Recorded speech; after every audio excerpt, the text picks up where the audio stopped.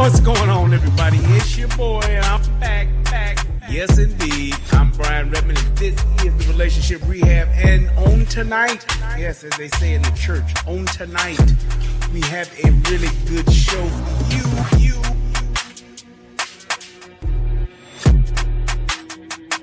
It is what it is, man. But thank God for Rumble. That's all I can say, man. And if you have not, please go subscribe to my Rumble, because this here ain't promised. And also, subscribe to the Guru and the Whore over on Rumble too. Tommy and I about to start doing our show again. Yeah.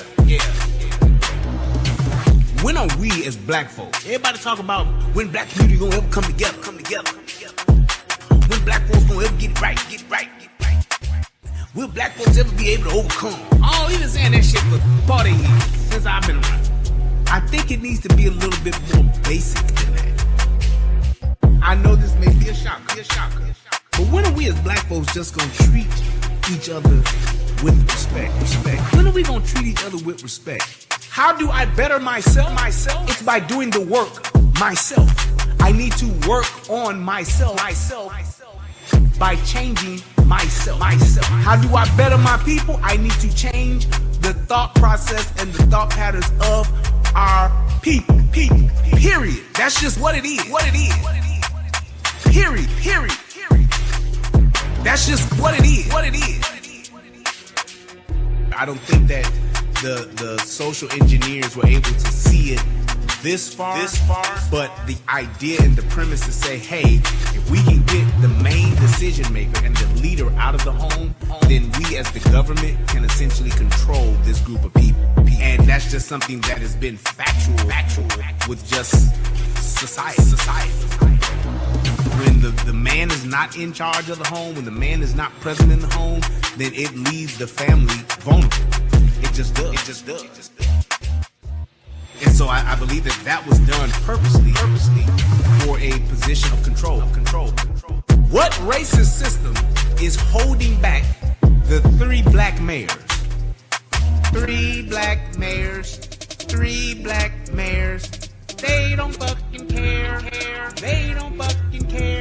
They let these niggas run over the streets. They let these niggas. I'm just saying. What system is holding back the mayor of Chicago? What racist system is holding back the mayor of New York? You tell me. Fill me in.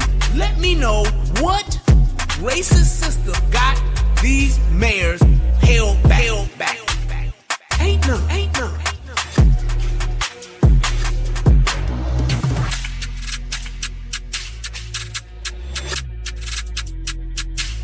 And let me end wrap up with this, and I'm going to throw my thing out. Thanks.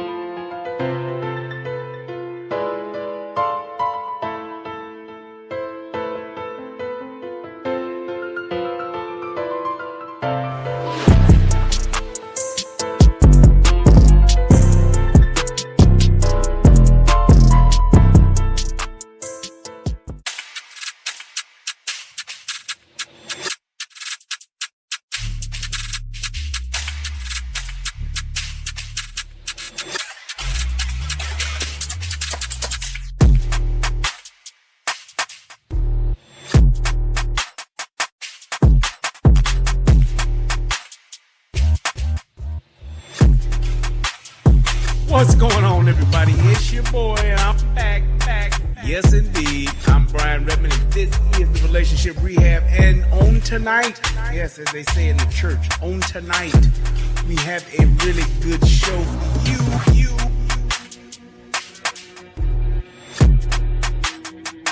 It is what it is, man. But thank God for Rumble.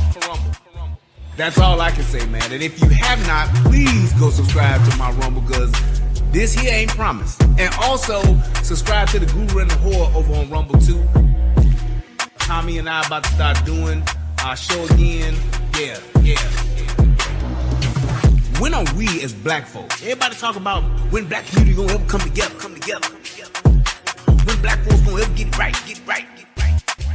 Will black folks ever be able to overcome? Oh, we've been saying that shit for 40 years since I've been around. I think it needs to be a little bit more basic than that. I know this may be a shocker. But when are we as black folks just gonna treat each other with respect? When are we gonna treat each other with respect? How do I better myself? It's by doing the work myself. I need to work on myself by changing myself. How do I better my people? I need to change the thought process and the thought patterns of our people. Period. That's just what it is. Period. That's just what it is. I don't think that the social engineers were able to see it this far, but the idea and the premise to say, hey, if we can get the main decision maker and the leader out of the home, then we as the government can essentially control this group of people. And that's just something that has been factual with just society. When the man is not in charge of the home, when the man is not present in the home, then it leaves the family vulnerable. It just does. And so I believe that was done purposely for a position of control. What racist system is holding back the 3 black mayors? 3 black mayors. They don't fucking care. They let these niggas run over the streets. They let these niggas do. I'm just saying, what system is holding back the mayor of Chicago? What racist system is holding back the mayor of New York? You tell me. Fill me in. Let me know what racist system got these mayors held back. Ain't none.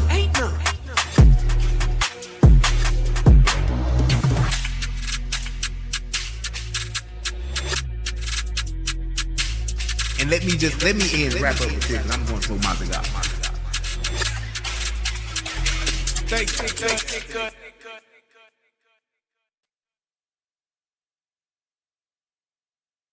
Yo, what's going on, everybody? It's your boy Brian Redmond. Yes, we are back for yet another show. I'm so glad to be with y'all on tonight. This evening's show is going to be special. I would say that I was trying to do a show last night, but I was fairly, I was a bit under the weather. I had a headache that just would not quit. So, but I'm good. I'm back and I'm ready. So, I wanted to go ahead and jump right in the show, and we are going to talk about Joe Biden just a little bit. As you all know, he has been in the news quite a bit these past several days, actually about the past week since this. They've been rumoring about him being mentally fit or having the mental capacity to do the job as president.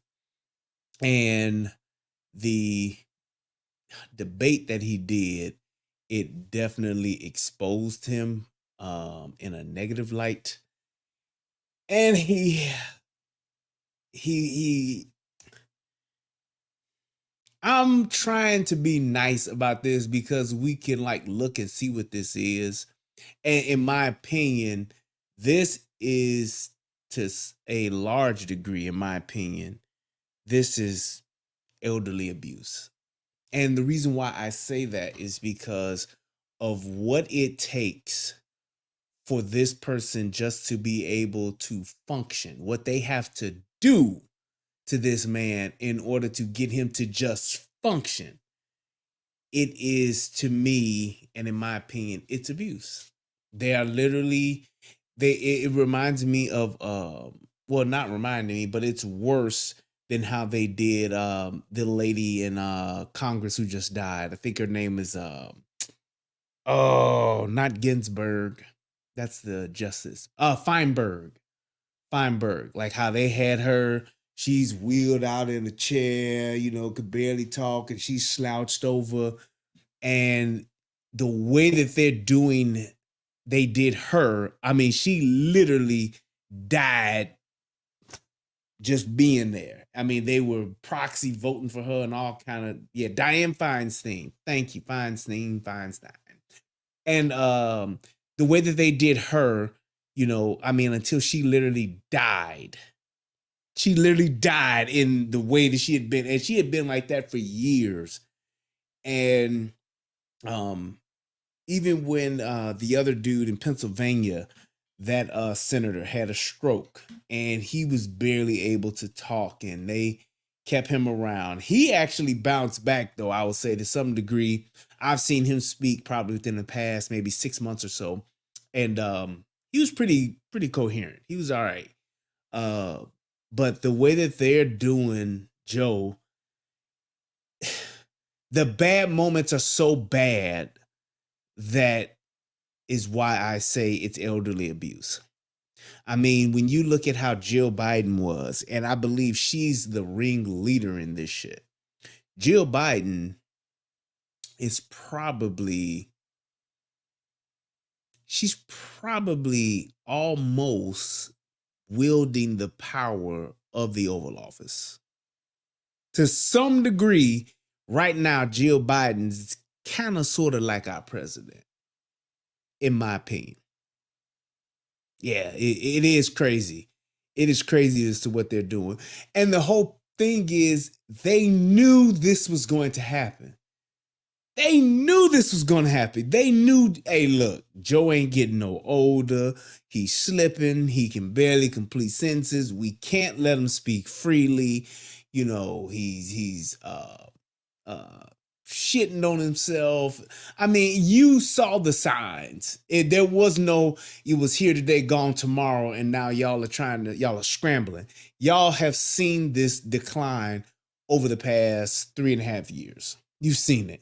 And I don't know if it was just denial, or let me put my 5% conspiracy theorist hat on, or if this was part of the plan. Either way, to me, it's embarrassing as a country and as an administration to have to resort to these kinds of tactics in order to do the business of our government. And it's like, Joe having his good days and his bad days is one thing, but his bad days are literally like non-existent, terrible. And my point is with that is saying, yes, we all have our good days and bad days, but when you having more bad days than good days and you're the leader of the free world, that is very problematic. Because my question, like I keep telling people, the thing that keeps me up at night is not that Joe Biden's old. It's not that, Joe Biden ain't all the way there. It's this. If Joe Biden is not running the country, as we can clearly see, he's not fit mentally, physically, to run the day-to-day operations of the country. The question now becomes, who is? Who's running the country? Who's making the decisions? Who's doing the security briefings every morning? Who's making the decisions for this country on a day-to-day basis is the question. And that is the thing that keeps me up at night, not knowing that. Because we don't know. We don't know if it's one person, if it's a group of people. We don't know if it's Jill, if it's Hunter. We have no clue. But the other part of that too is the fact that Jill and Hunter are so hell bent on keeping Joe in the running. He said Joe Obama. Right. Hey, UFO, I'm on my way to it. But the fact that they're trying to keep him in office and keep him running, it shows that there is a power struggle right now. And the Democrats are kind of like they're kind of eating their own. It's kind of like a cannibalistic frenzy going on right now, to where you now have these different factions within the Democratic Party, all the way, and that goes all the way up to the White House. You got people that think he should stay. You got people that think he should go, and you got people that thinks that Kamala should step in. You got people that think Gavin should step in, right? So you got at least four different sides of this proverbial coin that's flipping here to try to figure that out. And then the other part too is that, in my conspiracy theory, I truly believe that the fact that this has gone so and just listen to what I'm saying, the fact that this has gone so smoothly over the past 3 years, I mean, without a hitch, and the only time that this became problematic is during this election time, as far as the candidate is concerned. I believe that the person who's running the country, or who has been, or who has had a tremendous amount of influence in the day to day, could be none other than former President Barack Hussein Obama. And here's why I say that. I don't believe that there's anybody who could have the power, have the backing, and the gravitas to actually pull this off, to where the entire camp is okay with it and the administration has been okay with it, than him. I don't think his chief of staff is doing it. I don't think the Illuminati is doing it, whatever the case may be.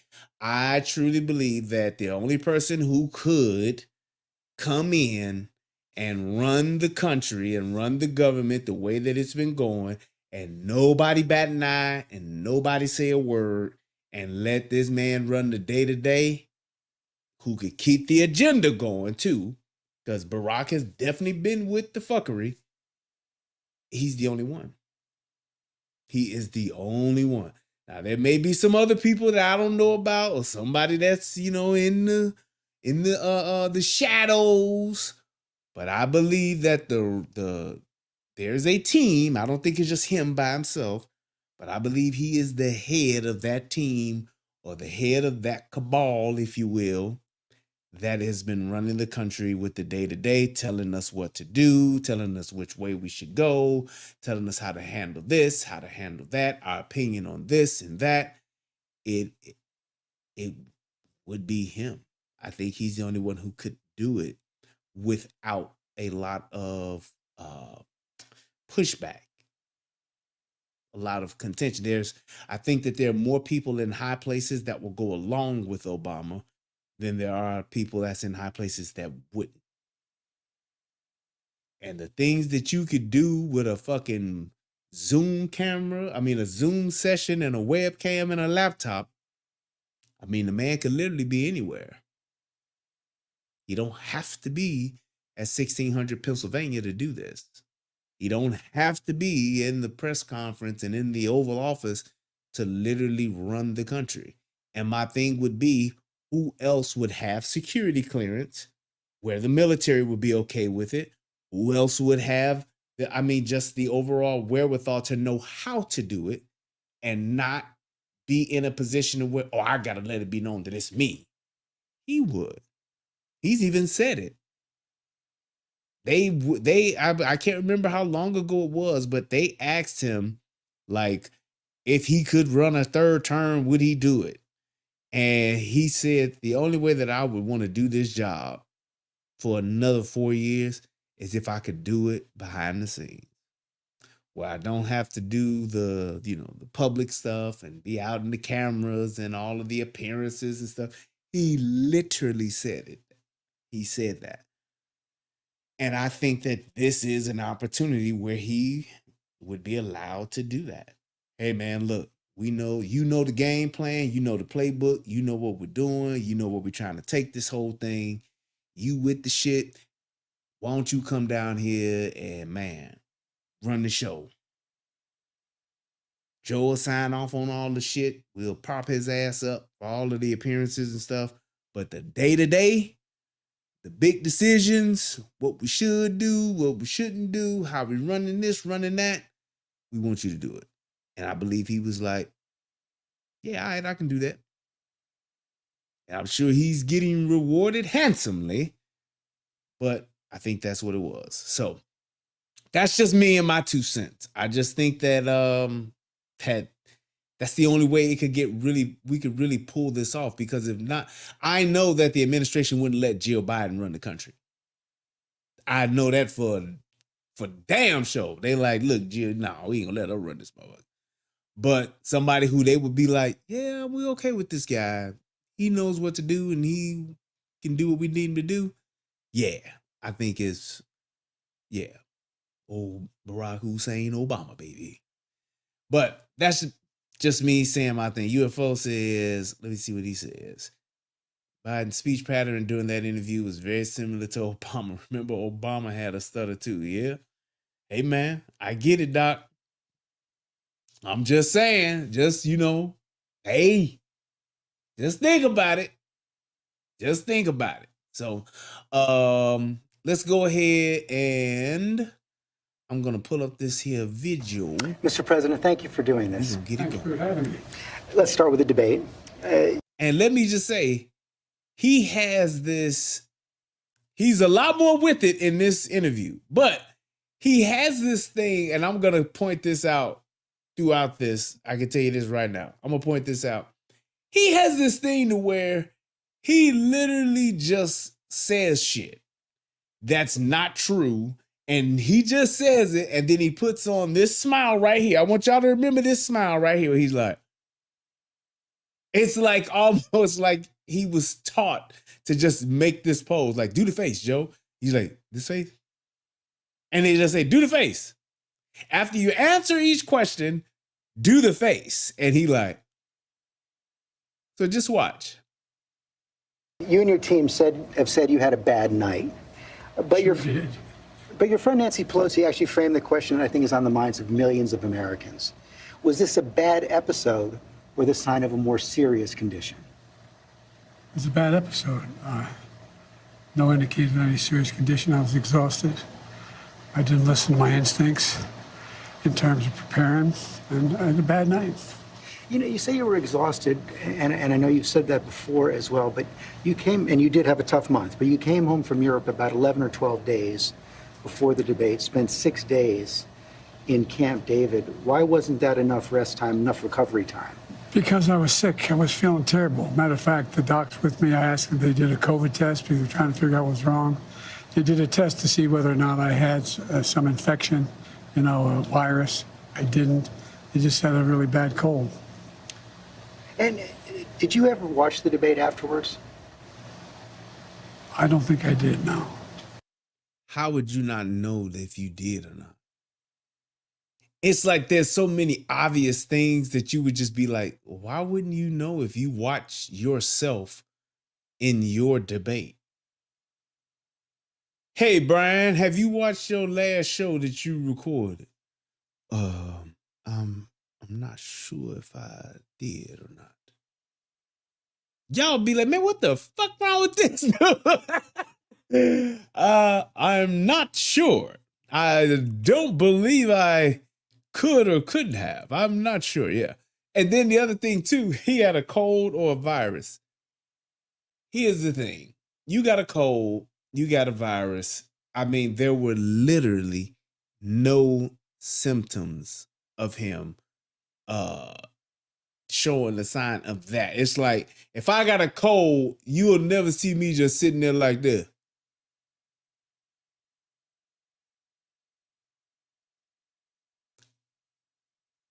What's wrong, Brian? I got a cold.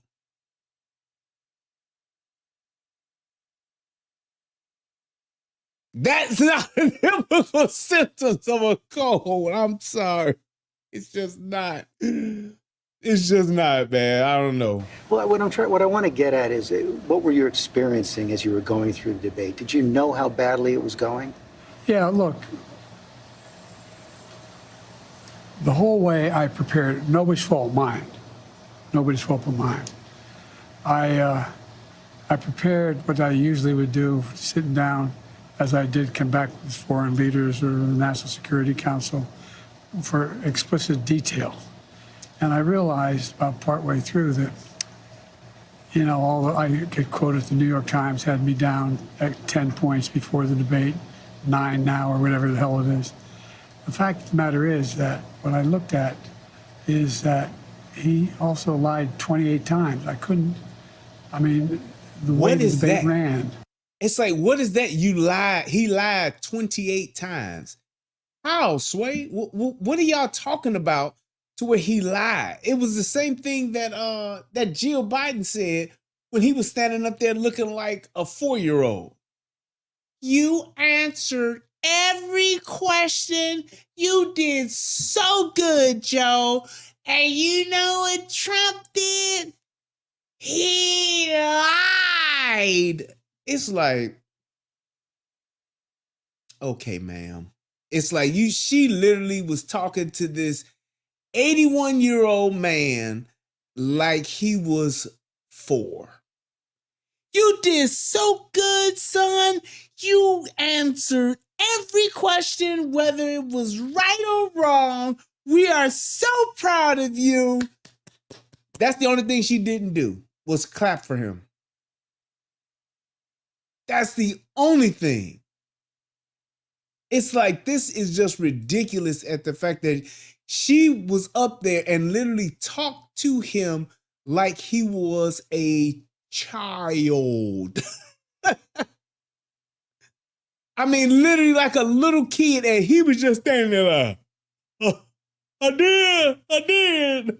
Yay.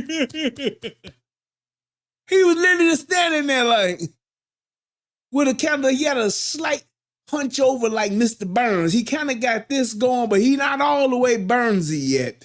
But he got a Mr. Burns going where he's kind of like, yes, Smithers. He kind of got that going.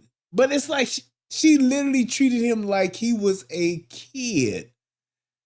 It's ridiculous, but hey, it is what it is. But I just, I don't know. I don't know why she talked to him like that, and she literally pulled out that whole childhood, kindergarten, pre-K, elementary school talking to this dude. It was ridiculous. So Not my fault. Nobody else. Hercules. No one else.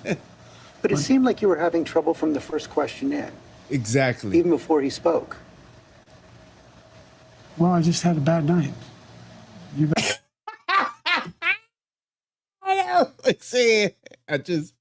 I just had a bad night.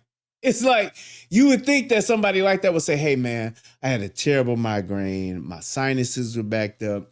My ears were stopped up. It was hard for me to hear. It was cold. I just felt like I wasn't myself. He could have given 1,000 different excuses. He was just like, I had a bad night. That's just, it was a bad night.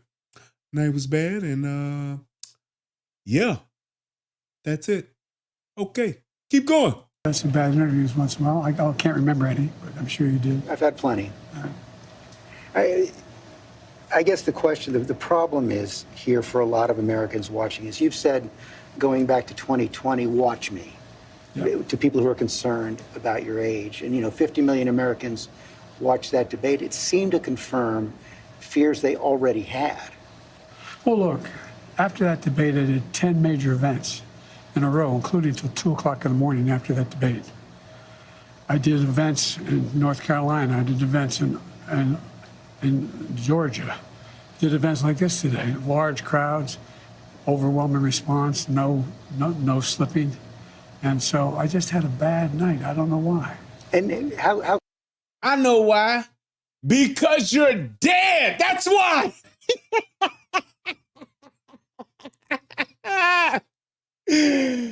Joe Biden is the Sixth Sense. He is Bruce Willis in the Sixth Sense. He doesn't know it yet. Him already dead, and them don't even know it.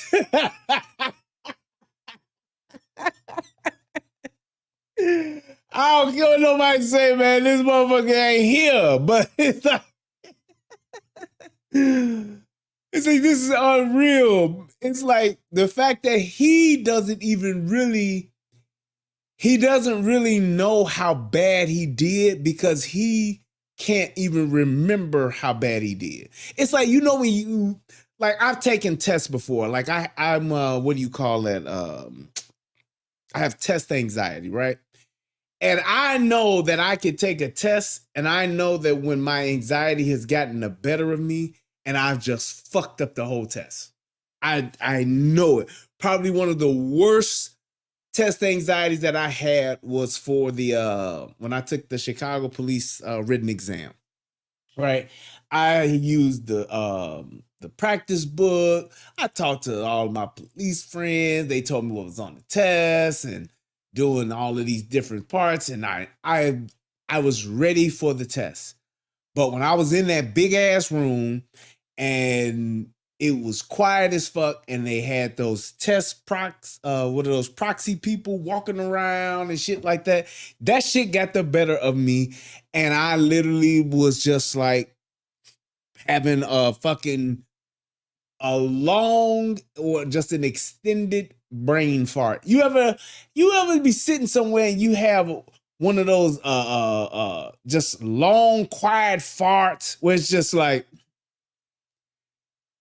it just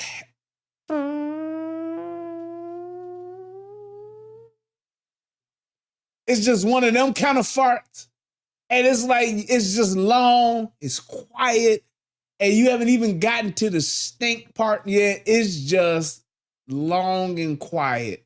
And it was like one of those. And I just kept having them. And it was like I was trying my best to get back into it, but it's timed and all of that's going on. And it's like, you got to answer these questions. You got to make sure everything is done and all. It was like one of those kinds of tests. And I just literally shit the bed on the test. I shit the bed completely. I mean, I scored so ridiculously low on that test that it was fucking embarrassing. I can't even remember what it was that I got on the test, but when I got it, I was like, God damn. You know, and it was like, but the test isn't hard, but it's just test anxiety. I fucking froze. But it's like, he doesn't even know that. He can't even recall back and be like, yeah, I knew that and I fucking answered the wrong, or I took too long to answer. I was just totally overthinking. He can't even go back and analyze where he went wrong and the things he said wrong or what he did that was wrong. He's just like, hey, bad night. You know, here's the deal. quickly did it come to you that you were having that bad night? Well, it came to me as having a bad night when I realized that even when I was answering a question, even though they turned his mic off, he was still shouting. And I let it distract me. I'm not blaming it on that.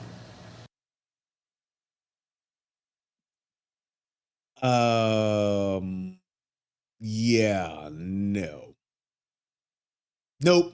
Nope, not gonna let that one go. There was no, he was shouting, really? Like you could see them both throughout the entire debate, like right there. If he was shouting, in fact, it would have bled through and you would have heard it on his mic.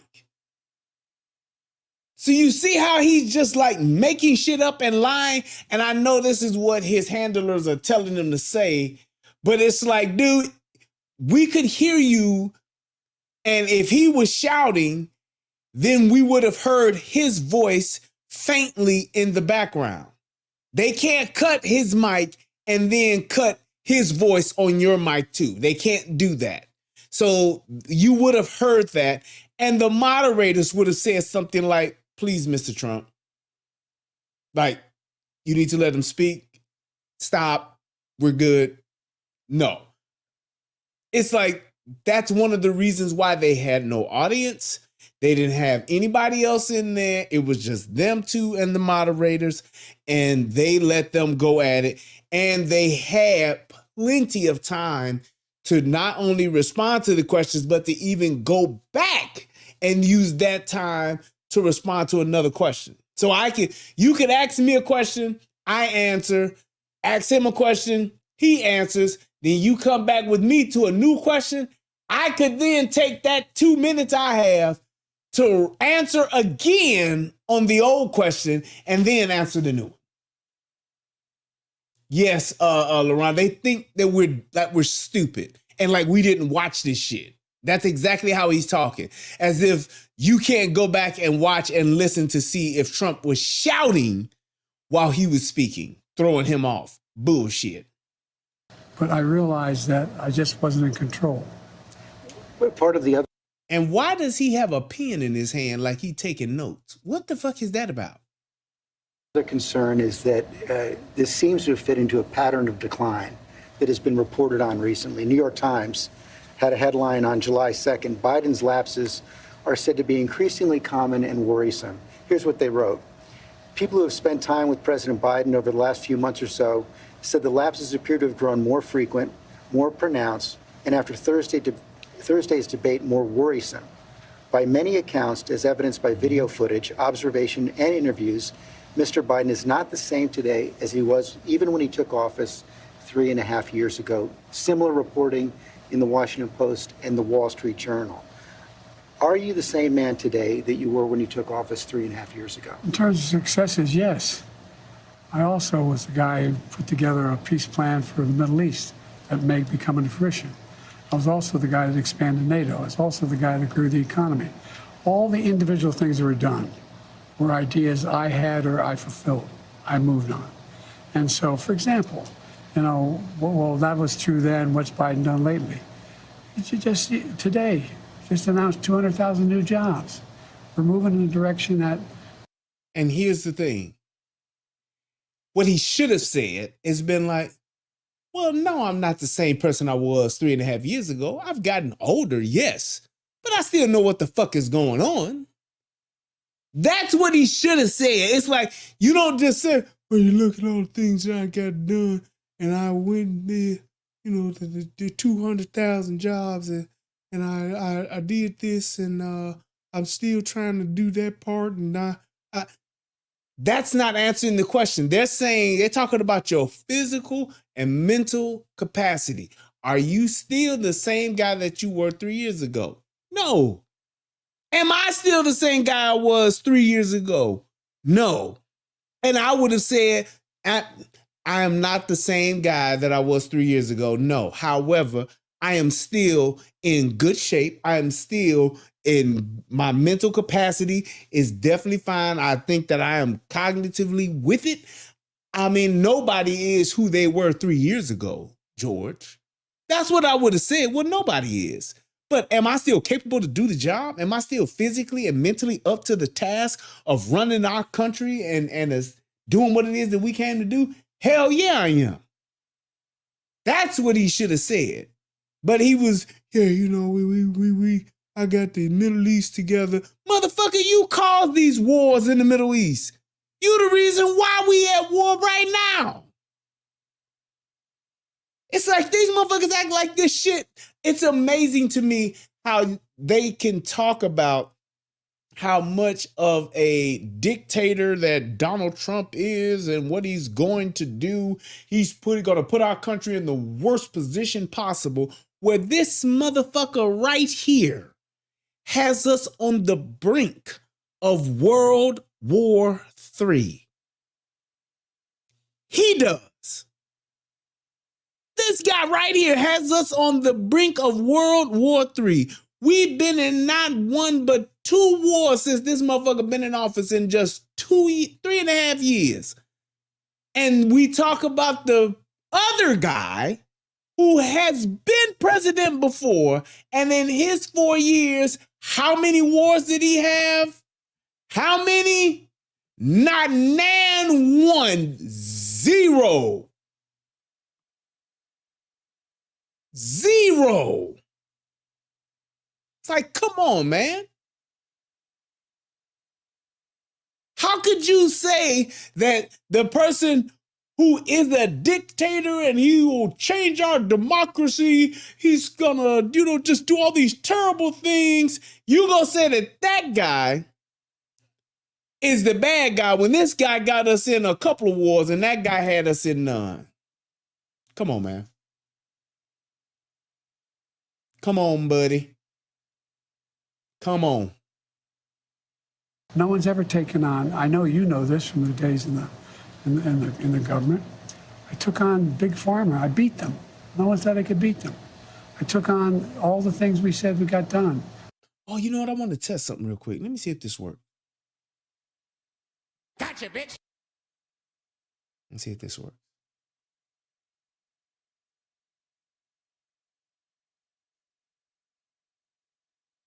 Oh, yeah, it does. Ha! All right, we good. We were told we couldn't get done.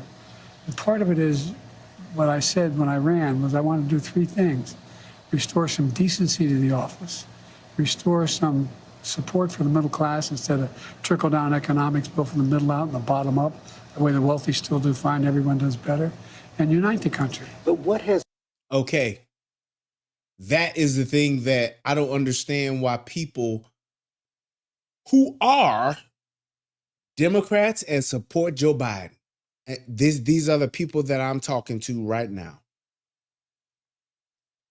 How do you all let your candidate that you support say that when in fact everyone who is in the middle class, without a shadow of a doubt, know that they are paying more in taxes and have paid more in taxes since this fucking dude has been in office?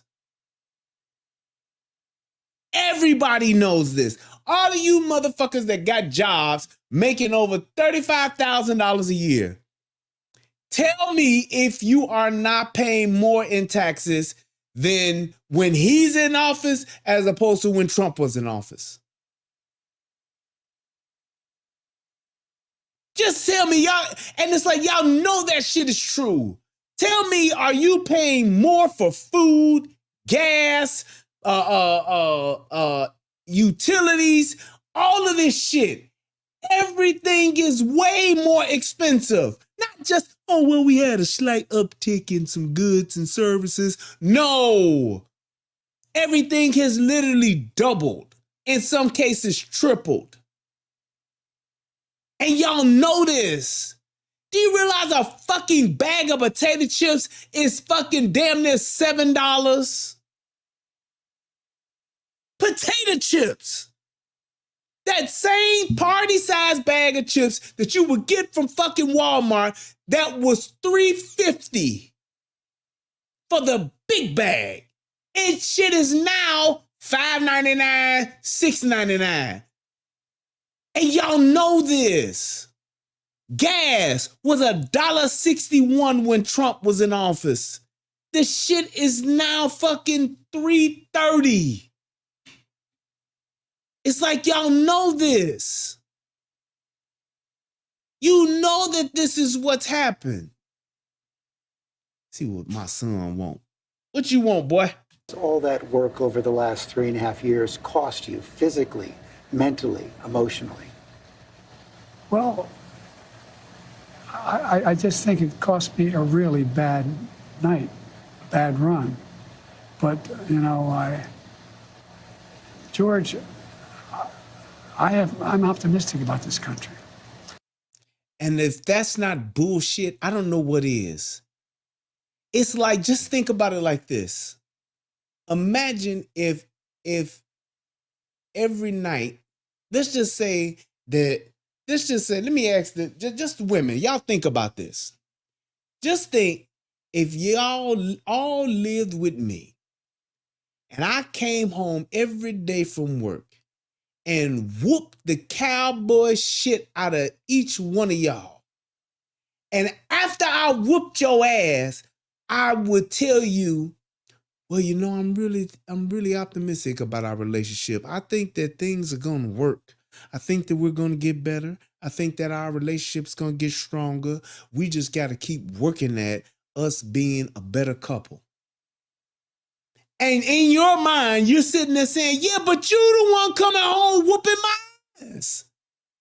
You whooped me with your fist. You beat me, slapped me, punched me, kicked me just because you came home with a bad attitude. I ain't did shit to you. That's exactly what they're doing. They're causing all of this fuck shit to go on, and then they tell you, I feel so optimistic about what we're doing here. We're really gonna make things work. We're gonna really make things happen. We're gonna bring our situation together. We're gonna make things better for everybody. While meanwhile, bitch, what the fuck, bitch. That's what's happening in reality. Yes, John, that's how pimps do it. That is exactly what a pimp does. Baby, we gonna make all this money. Baby, we gonna get about this. We gonna have the best of everything, baby. You just take care of me and I'm gonna take care of you. And the minute that bitch don't come home with the amount of money he thinks she should come home with, what does he do? He whoops her motherfucking ass. And after he whoops her ass, what does he do? Now look here, baby. You gotta get back out here and you gotta make this money now. I'm just trying to motivate you, baby. We gotta get this money. We can't do the things that I said we was gonna do if you ain't out here hoeing right. Now get out there and go find me a trick and make this money. Cause if you ain't got that money you supposed to have tonight, I'm gonna whoop your ass again. Just saying. That's exactly what this shit is. And my problem is this. We all see it on the conservative, Republican, right side, whatever the fuck you want to call it. How is it that the motherfucker that's on his side don't see it? And it's like, y'all are like the battered women.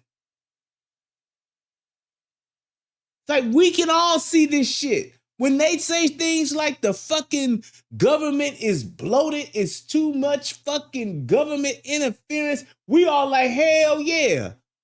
Let's get rid of the motherfucking CIA, the FBI, the ATF, and all that other shit, and just have one law enforcement department and let them motherfuckers do the shit that they need to do, and all that other extra shit, we closing it down.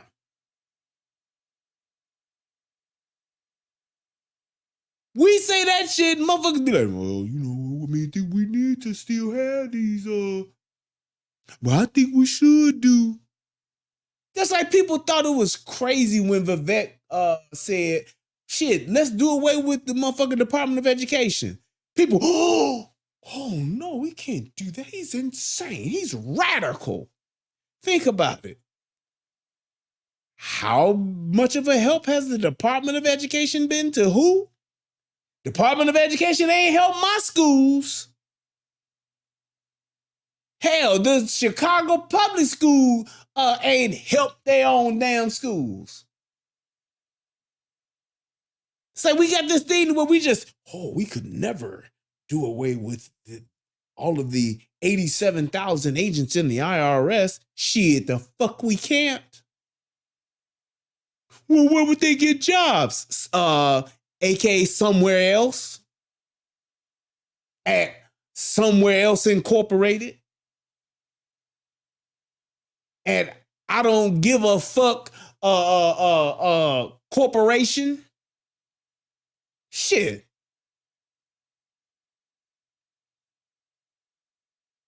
That's just what it would be. And the Department of Education, I mean, yes, I see what you said, Amanda. You still got homeschooling options, but that doesn't mean that your state school system doesn't go away. That still stays intact. Let your state fund your schools. You'd be surprised at how many billions of dollars are going to the Department of Education and how much of that actually comes to the schools.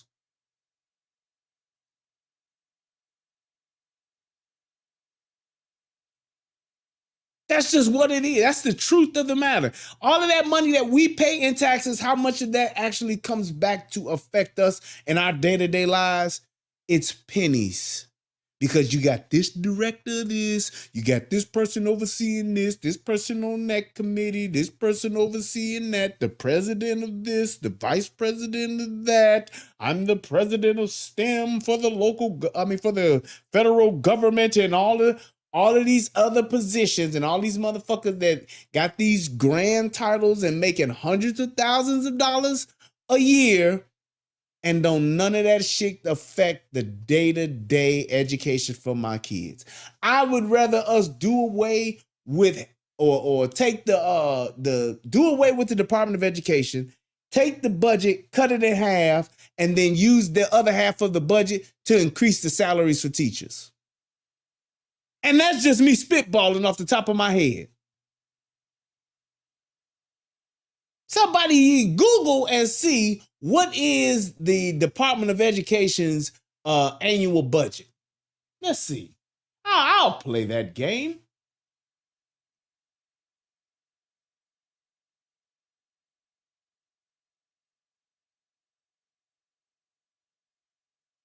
Let's see what that is.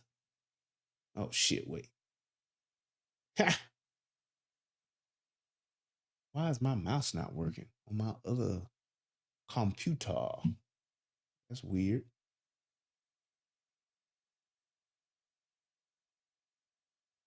Okay, there we go. Department of Education annual budget. There we go. $68 billion. Well, goddamn. Goddamn. $68 billion. $68 billion.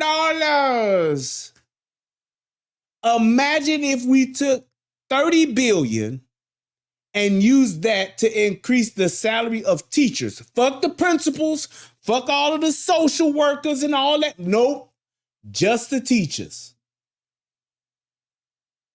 Just the teachers. We take 38 billion, put that shit back into the coffers, and take 30 billion and say, okay, we're gonna increase. Let's just say we gave every teacher $10,000. Teacher, certified teacher, all that extra shit. I'm talking just elementary school and high school. Let's just say we did that. Put the money into the teachers' pockets. No special funding, no special program and all that bullshit. Nope. We're going to take this money and we're going to use that to increase the teacher's salary. So teachers get a $5,000 bump. That makes more of an impact and more of a difference than the shit they're doing now. Because you can't tell me and you can't account for $68 billion going back into our schools. Bullshit. Let me get off my soapbox. I don't think we're a country of losers, that he points out. I don't think America's in tough shape. What's going on, DJ? Just Jay, what's up, my brother? Incredible opportunities. This next term, Y'all be I'm sure going to check my man out. Straighten out the tax system. I'm going to make sure we're in a situation where we have health care for all people, where we're in a position where we have child care and elder care, free up, and all these things. One thing I'm proudest of. Nigga, you need some elder care. What we talking? Joe, you need that elder care. You need to be at the forefront of that more than anybody. You need elder care. I'm just saying. And you remember when my economic plan was put forward, a lot of the mainstream economists said it's not going to work. Well, guess what? You now have 16 Nobel laureates, 16 of them in economics, saying that Biden's next term would be, based on what he wants to do, enormous success. Trump's plan would cause a recession, would significantly increase inflation. I've made great progress, and that's what I plan on doing, and we can do this. I understand that. And here's my question to you all. And I'm just saying, when y'all are having these conversations, or if you have these conversations when you're talking about Trump and Biden and all that kind of stuff, answer me this. What has taken them so long to do it in 3.5 years? 3.5 years this man has been in office. Ain't no, well, you got to give him time to get it together. That's the mistake we made with Obama. He ain't did shit for niggas, and we gave him 8 years to not do a goddamn thing.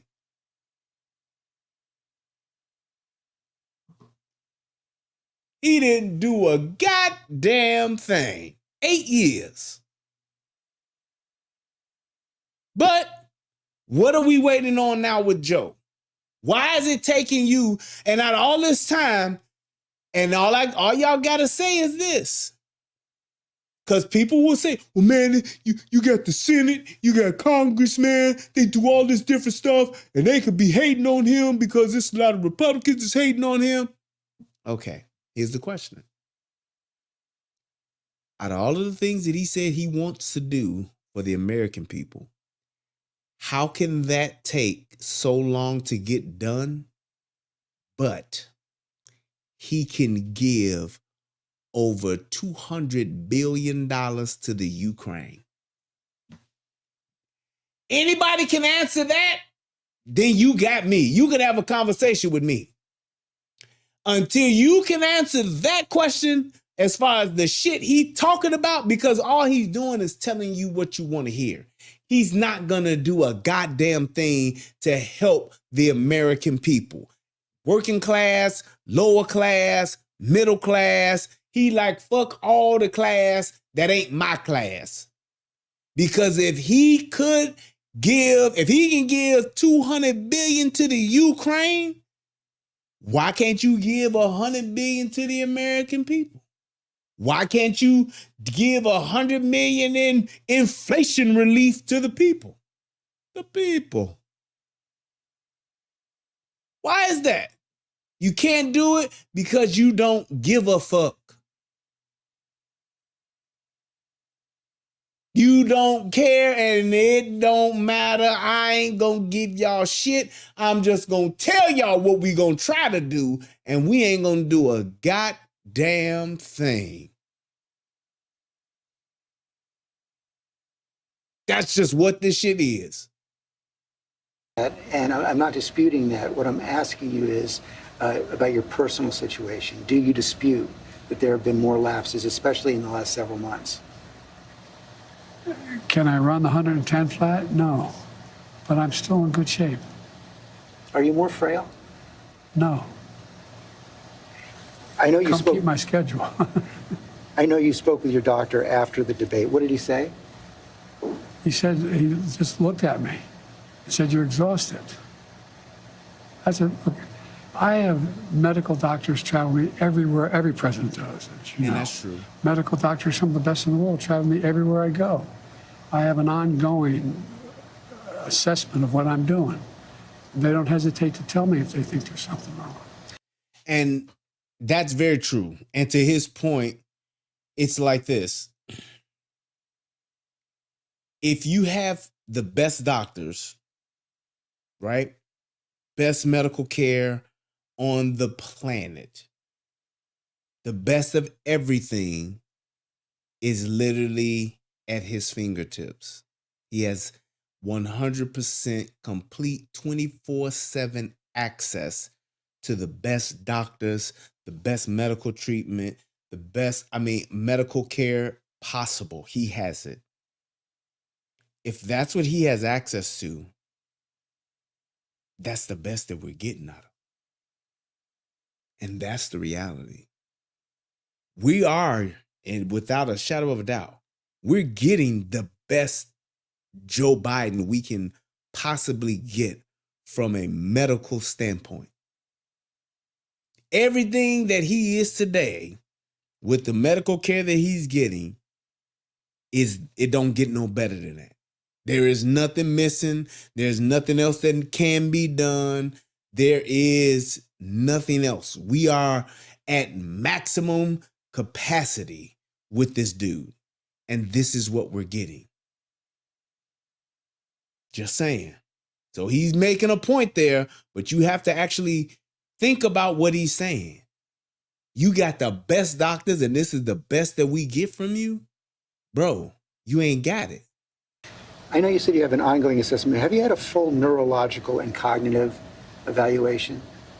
I get a full neurological test every day with me. And I've had a full physical. I haven't seen that. I've been at Walter Reed for my physicals. I mean, yes, the answer is. I know your doctor said he consulted with a neurologist. I guess I'm asking a slightly different question. Have you had the specific cognitive tests, and have you had a neurologist, a specialist, do an examination? No, no one said I had to. No one said, they said I'm good. Would you be willing to undergo an independent medical evaluation that included neurological and cognitive tests and release the results to the American people? Look, I have a cognitive test every single day. Every day I have that test. And here's the thing. You see, you didn't answer yes or no, right? But here's the question. If he's having that test every day, who in the fuck needs to have a cognitive test every day? Hell, every week, every other day, every 3 to 5 days. Why would you have a need to give a cognitive test to the president on a regular basis? Annual checkup? Of course. Have some type of medical episode? I get it. He's saying he's having that test every day. That lets you know he's fucked up. That's letting you know that there's some type of problem where they got to do this test every day to see, let's see which Biden we got today, guys. We got 1987 Biden. Motherfucker think he back in 1987. We got Crime Bill Biden where he think it's 1994. We got 2004 Biden where he think he's the vice president. We got 1990 Biden where he think his son Bo is still alive. That's what they're doing, obviously, if he's saying that. And I believe that they do that just to see where he's at today. Is he able to even function, or if he's just having an offline day where he think he's back in some other time and there's no point in even bothering his ass today?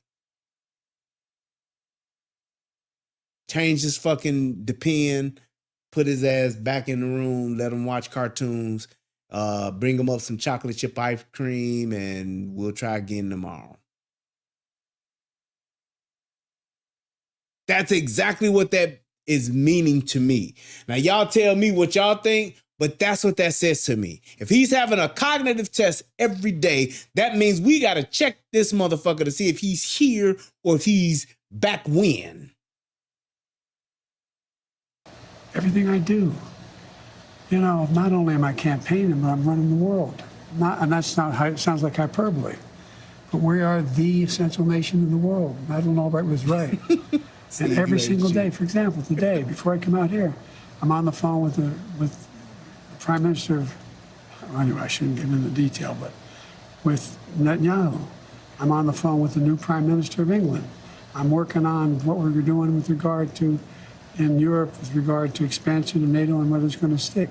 I'm taking on Putin. I mean, every day, there's no day I go through, there are not those decisions I have to make every single day. And you a goddamn lie if you think that this dude is making those decisions every day. That's impossible for him to be saying, I'm talking with these people every day. I'm making them think that, you know, these people are going and they, you know, I'll deal with these people. It's, you know, I can deal with Putin and Netanyahu and I'm just, you know, making these people think I'm just going. I tell you what, man, you want to get a flying cow, man, you go load up them dynamite in an old cannon like that, they go to boom, man, that old cow fly all over the place. No. That's exactly what they hearing when they talking to this dude. When this dude get on the speakerphone with fucking Netanyahu, this is what Netanyahu is. Hello, Mr. President. I tell you what, man, you want to get a flying cow, man, you go load up them dynamite in an old cannon like that, they go to boom, man, that old cow fly all. Mr. President. I tell you what, man, you want to get a flying cow, man, you go load up them dynamite in an old cannon like. That's exactly what they're hearing. He's not there like that. He's not making those decisions like that. He just can't. That's just what it is, man.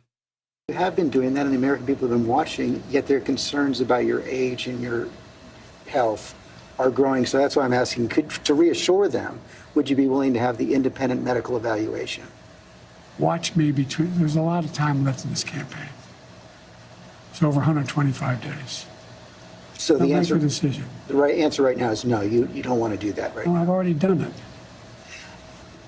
You talked a lot about your successes at the beginning of this interview, and I don't want to dispute that. I don't want to debate that. But as you know, elections are about the future, not the past. They're about tomorrow, not yesterday. And the question on so many people's minds right now is, can you serve effectively for the next 4 years? George, I'm the guy that put NATO together, the future. No one thought. This nigga said he put NATO together. This nigga said he put NATO together. Man, come on here now. Like it expanded. I'm the guy that shut Putin down. No one thought could happen. He said he shut Putin down. What is he talking about, man? I'm the guy that put together the South Pacific Initiative with AUKUS. I'm the guy that got 50 nations, out, not only in Europe, outside of Europe as well, to help Ukraine. I'm the guy that got Japanese to expand their budget. What does that mean? He's the guy that got Japan to expand their budget. What the fuck does that mean? Yeah, I'm the guy that got Liberia to start using salt and pepper. Yeah, I'm the guy that got Liberia to use butter instead of Crisco. Yeah, I'm the guy that got people over in Fiji to start using socks. I'm that guy. Yeah, I'm the guy that got North Korea to start selling Adidas. It's like, dude, what the fuck are you talking about? I brought NATO together? Y'all don't see a problem with that. This motherfucker said, I'm the one that brought NATO together, man. That's who I am. Mm-hmm. It's like, come on, dude. I would have been like, Joe. Let's not stand on ceremony here. Like, come on, bro. You just saying shit. And that's what's so problematic about why I'm so skeptical about people that support and vote for this dude. I don't give a fuck if you hate Trump or not. To put somebody who literally just makes shit up. Now, are there things that he's done that he could say, hey, I did this, I did that. And if you support that policy, great. But this motherfucker said he put NATO together and he made Japan expand their budget. And we don't know what the fuck that means. That shit is fucking crazy. That's like saying things like, I invented the question mark. That's what that shit is. And nobody's saying nothing. And for example, when I decided we used to have 40% of the computer chip in it, we invented the chip, that little chip, the computer chip. It's in everything from cell phone to weapons. And so we used to have 40%, we're down to virtually nothing. So I get in the plane against the advice of everybody, and I fly to South Korea. I convinced them to invest in the United States, billions of dollars. Now we have tens of billions of dollars being invested in the United States, making us back in a position where we're going to own that industry again. Here's my question. What do you think if he went to South Korea to have them invest into making chips here in the States? If he got South Korea to do that, what the fuck does South Korea get out of that? He didn't say, yeah, I made South Korea give us $90 billion and we're going to start our own shit here. He didn't say that. He got them to invest, which means what? South Korea owns a large part of the fucking shit they are building here, if whatever the fuck they are building something here. That's what an investment is. It ain't like he said, yeah, I made them motherfuckers give us this money. He said he made them invest. So he's like, all right, hey, why don't y'all invest and make this factory over here? What does that mean? Are they making all of the chips here? Are they making chip parts? Are they making partial part? What are they doing here? That's my thing. It's like people are just hearing him say shit and nobody's saying, well, wait, what does that actually mean? We have, I just, anyway. Listen, I he don't gone want to again. take too much credit. I have a great staff. See that? I just, position where we're going to own that industry again. We have, I just, Look, he anyway. gone. I don't want to take too much credit. I have a great staff. But I guess my point is all that takes a toll. Do you have the mental and physical capacity to do it for another 4 years? I believe so. I wouldn't be running if I didn't think I did. Look, I'm running again because I think I understand best what has to be done to take this nation to a completely new level. We're on our way. On our way where, bro? And that's my problem with this dude. And that's my problem with people who are supporting and voting for this dude. It's like people have clearly, let me give you an example. And this is one of my biggest critiques about fucking Donald Trump. The fact that he talks about how he came up with this virus, not the virus, but how he came up with the vaccination and record timing, and he came up with it is super really fast, Project Warp Speed, all of that shit. And you came up and supported and ran with a fucking virus that people didn't know what the fuck effects were, didn't know what it would do to people long term, short term, in the now term, all of that shit. But you talking about how quickly y'all came up with this shit? Yeah, well, motherfuckers, you can quickly come up with some fucking crack. That don't mean the shit is good for us. And we're now seeing that Operation Warp Speed and all of you motherfucking non-pure bloods out there are fucking reaping the fucking consequences of that shit. All these motherfuckers that's having these heart fucking palpitations, these fucking mitochondriatic episodes, they passing out, fucking heart attacks, all of these people that are having these heart issues, 95% of them are not pure bloods. They done had the shot, the second shot, booster 1, booster 2, booster 3. They done had shot C, shot E, shot F. They done had all these shots and all these boosters, and these motherfuckers are still getting sick. They're catching COVID way more than the pure bloods are, and they're fucking having additional complications. Long-term COVID. What the fuck is that?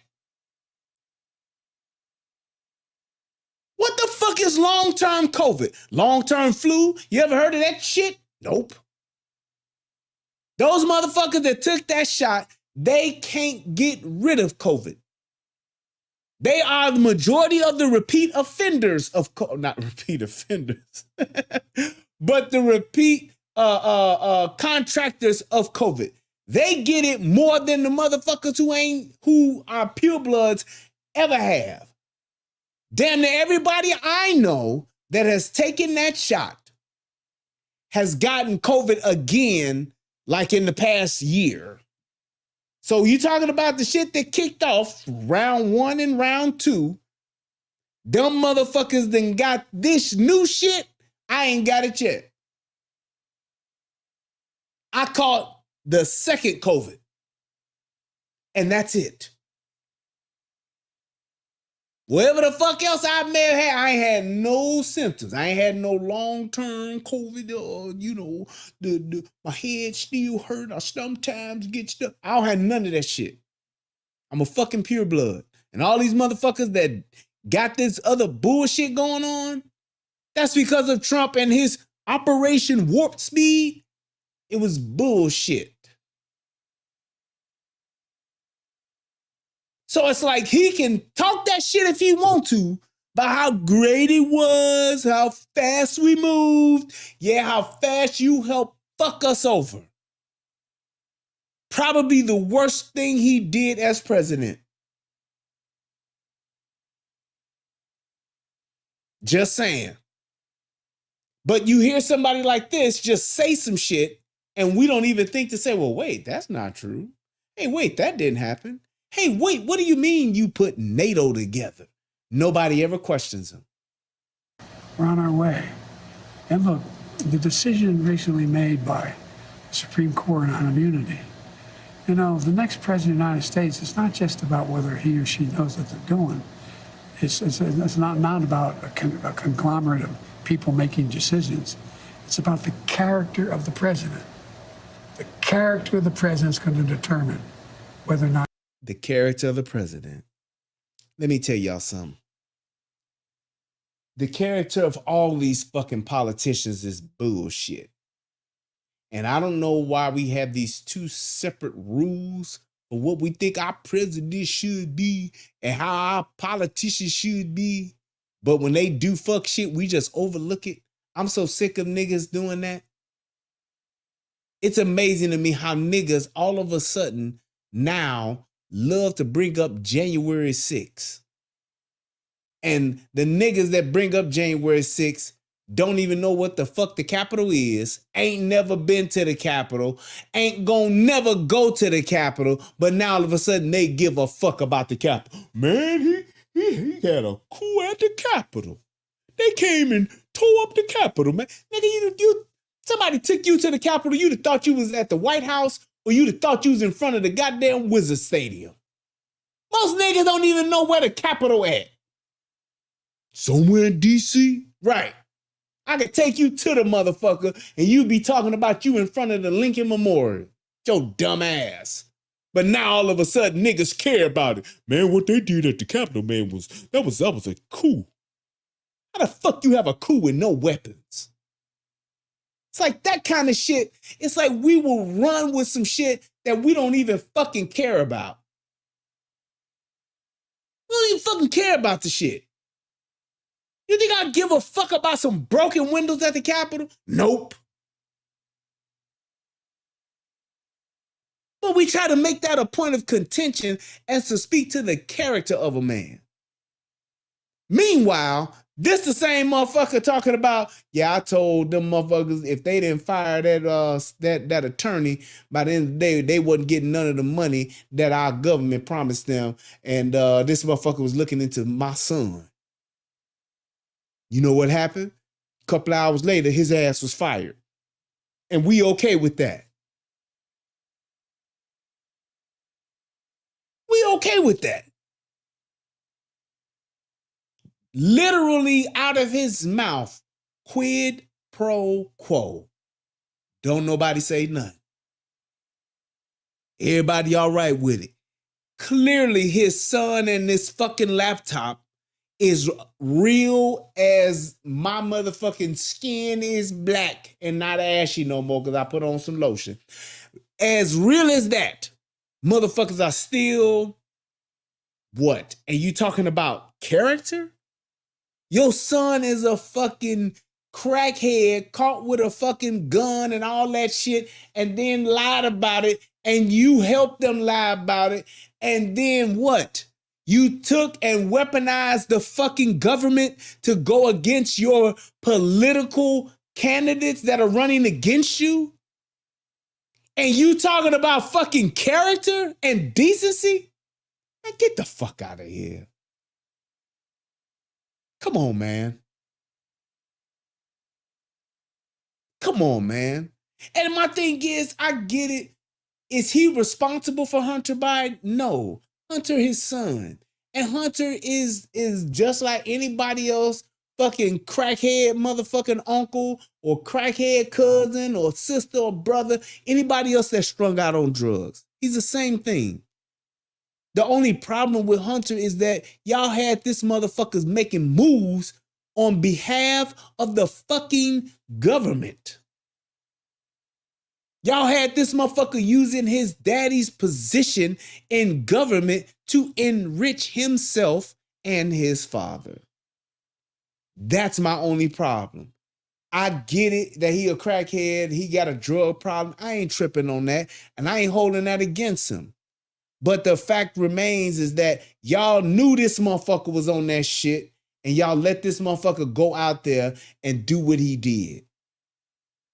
It's one thing that Gator is on crack from Jungle Fever. It's one thing that Gator's on crack. Well, goddamn it, are we gonna let Gator run the city? You gonna let Gator run the city? Talk about I smoked the TV, mama. No. That motherfucker should have been taken off the board immediately. And I mean the chessboard. Hey, look, nah, man, son, you can't go out there. Why not, Dad? Because you're a fucking crackhead, son. Now, I love you. I'm going to get Dr. Phil to take you, recommend some places we can take and get you clean. But, man, until you fucking clean and you can prove it to me, I can't fuck with you. And you can't be out here representing me or my name. That's just what that shit's supposed to be. I love you, son, but God damn it, you on that shit. And that's what we would tell any of our fucking relatives, any of our children. This motherfucker talking about integrity and character. Get the fuck out of here. Sniffing little girl's hair. Yeah, all right. This Constitution is employed the right way. Let me ask you a tougher, more personal question. Are you sure you're being honest with yourself when you say you have the mental and physical capacity to serve another 4 years? Yes, I am, because, George, the last thing I want to do is not be able to meet that. I think, as some of the senior economists and senior foreign policy specialists say, if I stop now, I'd go down in history as a pretty successful president. No one thought I could get done what we got done. But are you being with honesty? He says he gonna be a really successful president. This guy has the worst presidential rating of all time. He's the GOAT of worst presidential rating. And here's the other thing. JB said he went to rehab 4 times. And that's the thing about being a drug addict. Rehab ain't no one and done situation.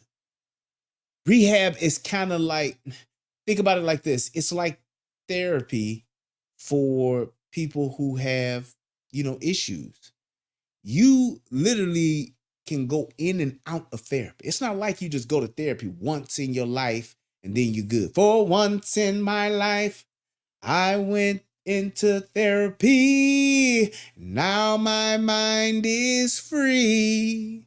For once in my life, I went to your doctor and he took care of me.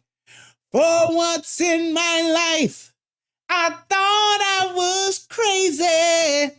This doctor came and he fucking saved me. For once in my life, now my mind is free. Now my mind is free. No, that ain't how that shit goes. You go in and out. You can go into rehab, get clean, and be sober for 2 months or 2 years, and you can slip and fall. The thing is you get right back into that program and go right back through the process again of getting clean. Same thing with therapy. You can go into therapy and see a therapist for 6 months, and you can get mentally healthy again. However, you can have a series of unfortunate events take place, and then in another 6 months, need to go back to therapy. That's how that works. 2 years later, you may need to go back to therapy. Same thing with like your marriage counseling. You can be in therapy with you and your spouse, and y'all going through counseling and get things back on track. And 4 years later, hey, we might need to go to therapy again. I got some things I need to get hashed out with the therapist, with our therapist together. It's like a tune-up on a car. You don't just get your brakes done once and that's it. You don't just get an oil change done and that's it. You get it every 3,000 miles. That's how that works. With yourself as well about your ability to defeat Donald Trump right now. Yes. Yes, yes, yes. You say that, and let me challenge you, because you were close but behind going into the debate. You're further behind now by any measure. It's been a two-man race for several months. Inflation has come down. In those last few months, he's become a convicted felon, yet you're still falling further behind. You guys keep saying that. George, you know polling better than anybody. Do you think polling data is accurate as it used to be? I don't think so, but I think when you look at all of the polling data right now, it shows that he's certainly ahead in the popular vote, probably even more ahead in the battleground states. And one of the other key factors there is it shows that in many of the battleground states, the Democrats who are running for Senate and the House are doing better than you are. And here's the thing, he's right. I'm gonna give Joe his credit. When you talk about polling, polls are full of shit. And the thing about a poll is really just it's a ballpark estimate. So if the polls are close, shit can go either way, right? If the polls are kind of close, shit can still go either way. But when the polls show that a motherfucker's 30 points ahead, then it may not be a full 30, but it could be a real strong 26. That's what it is. That's what a poll does. So it gives you that ballpark of where things are and where you may be. It is not accurate in the least bit. The level of accuracy in these polls, because you think about it, how many people are getting polled, right? And then the other part of it is how fast are they conducting these polls? Who's being contacted? How many times have you been contacted for a poll? Think about that. How many times have you been contacted for a poll? But yet and still there's polling data, right? Where are these people, who's being contacted? How many people are being contacted? Over what period of time? Are you doing this in 6 days, 6 weeks, or 6 months? All of that can be relative and can change based on certain events. Just saying.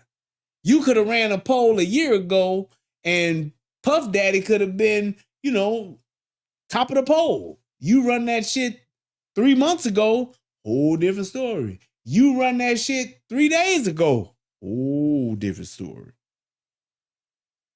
Events change, so you don't know how long it takes for them to conduct the poll and how many people actually participate in the poll fully to where you can say that this data is fairly accurate to at least a 90%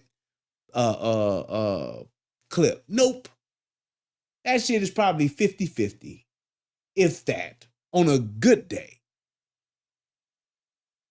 So it's all relative, but the thing is that you can get some type of a ball to see where you're at in some shape, form, or faction to say, hey, we're kind of here. This is kind of what people thinking about you, how they feel about you. Not 100% accurate, but maybe, let's say, 65, 70% accuracy. Well, that's not unusual in some states. I carried an awful lot of Democrats last time I ran in 2020. Look, I remember them telling me the same thing in 2020. I can't win. The polls show I can't win. Remember 2020, the red wave was coming. Before the vote, I said that's not going to happen. We're going to win. We did better in an off year than almost any incumbent president ever has done. They said in 2023, all the tough races we're not going to win. I went into all those areas, all those districts, and we won. All that is true, but 2020 was a close race. And your approval rating has dropped significantly since then. I think the last poll I saw was at about 36%. And that's my thing. It's like 2020 was a very close race with the motherfuckers cheating. He won, but it was that close with the overlay for the underlay. So it's like the polls were pretty close in their accuracy, but he won. Hey, the thumb on the scale worked. But when you're talking about it now, that margin is so vast. It's going to be hard to do that or play that game again with what has already taken place. So it's like, you fooled me once, shame on you. Fool me twice, and you can't get fooled again. You fool me, you can't get fooled again. That's pretty much what it is now. So what they're kind of saying is, bro, it's not even close enough for us to rig it this time to where we win. We're going to still rig the shit, but I don't know if we're going to be able to rig it to the point to where we can win. And that's the thing. It's like, and that's the other part to that. And just what I was going to say as far as wrapping up is like, that's the part that I'm kind of scared of, is like what they would have to do or what they're going to try to do to try to pull off the win, because they're going to try to pull off this win. I don't know if they're going to be able to do it, because it's going to be some bullshit that's coming between August and September. And that August, September, some bullshit is going to happen. I can tell you that. I don't know if they do it with the party switch. I mean, not the party switch, but a candidate switch. Because the fucking DNC, they can pull some bullshit and pull them super delegate votes and all that shit and put that shit behind somebody else. They pull the switcheroo with that one, maybe. Then maybe they can say, oh, the polls are soaring now. I don't know if it's going to be Kamala, or if it's going to be Michelle, or if it's going to be motherfucking Gavin, but they going to do something. By the time that DNC roll around, some fuck shit's going to happen. I can promise you that. The number of Americans who think you're too old to serve has doubled since 2020. Wouldn't a clear-eyed political calculus tell you that it's going to be much tougher to win in 2024? Not when you're running against a pathological liar. Not when he hadn't been challenged in a way that he's about to be challenged. Not when people... You've had months to challenge him. Oh, I sure had months, but I was also doing a hell of a lot of other things, like wars around the world. Like, yeah, you sure was. Starting them, motherfucker. Funding them. Sure was. Keeping NATO together, like working, anyway. But look. Do you really believe you're not behind right now? I think all the pollsters I talk to tell me it's a toss-up. It's a toss-up, bro.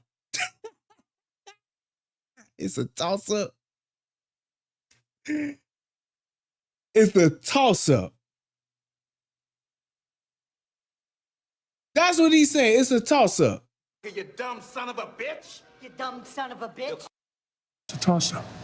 And when I'm behind, there's only one poll I'm really far behind. CBS poll and NBC, and New York Times and NBC both have you about 6 points behind in the popular vote. That's exactly right. New York Times had me behind before anything happened to do with this race. Had me behind 10 points.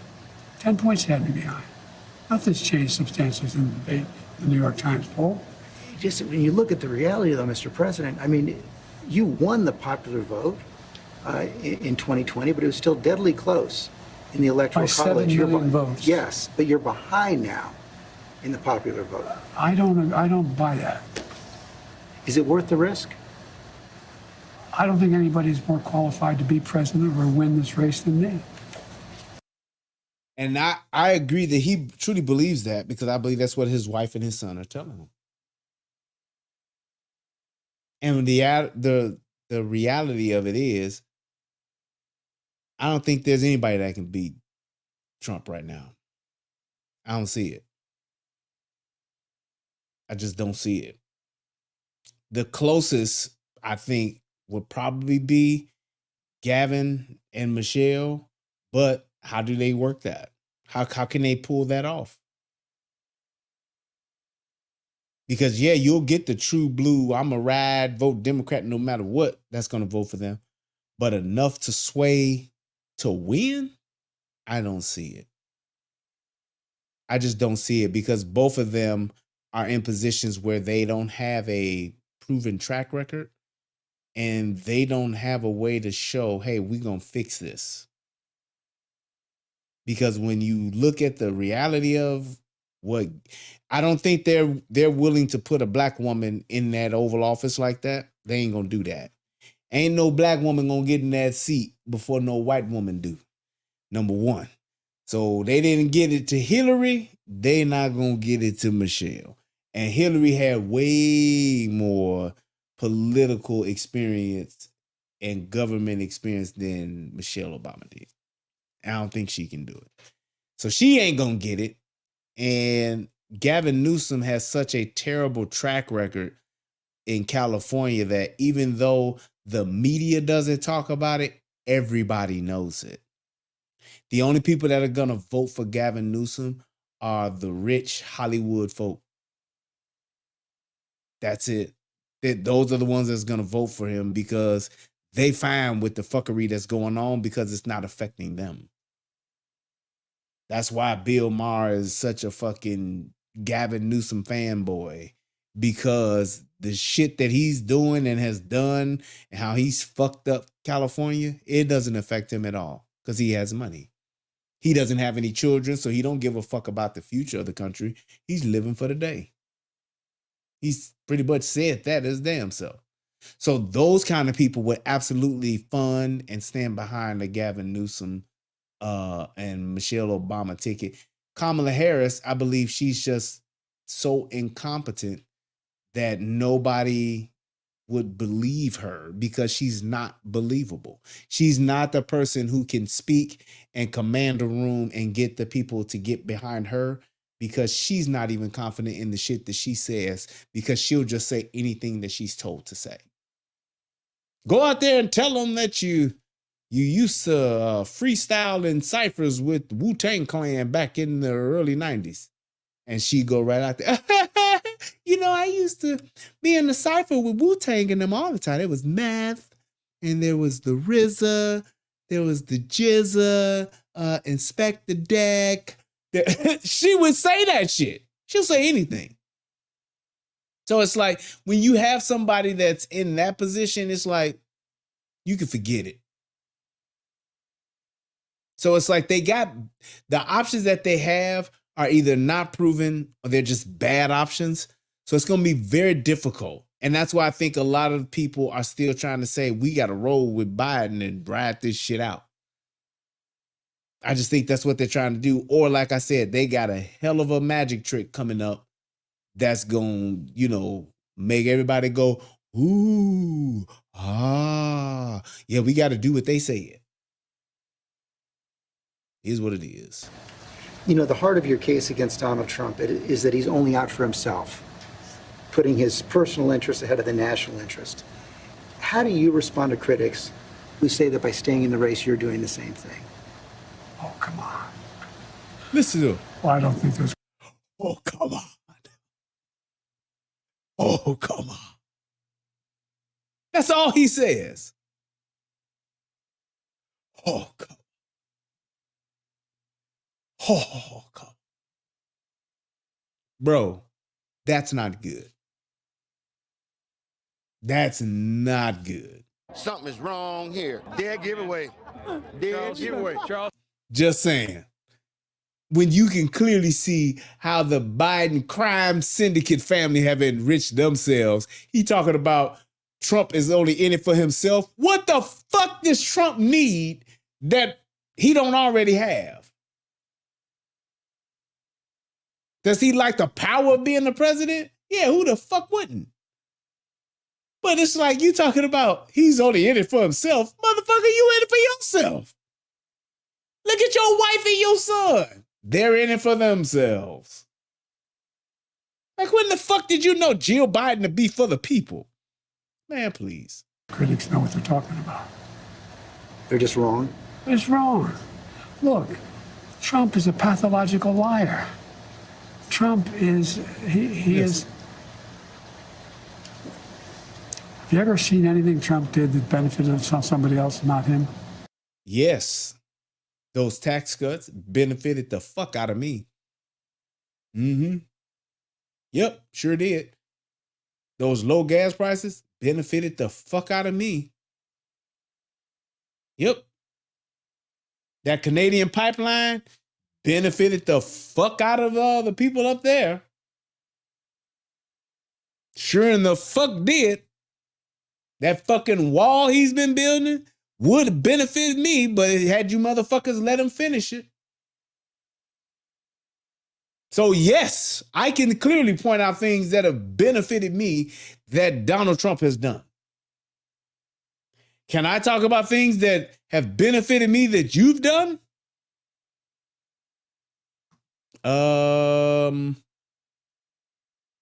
What you say, now, Chuck? And that's a for sure right on. Exactly. I can't think of nothing. I can't think of nothing. You can't answer, I know. I've questioned him and his allies as persistently as any journalist has. No, I know you have. I'm not being critical. Yeah.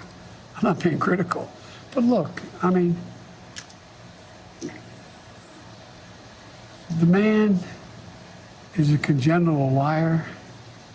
As I said, they pointed out in that debate he lied 27, 28 times the times, or whatever number, over 20 times. Talk about how good his economy was, how he brought down inflation, how this is a guy who, unlike only other president other than him is Hoover, lost more jobs than he created. What did you say, nigga? Here's the thing, and this is why it's so important to do your own research.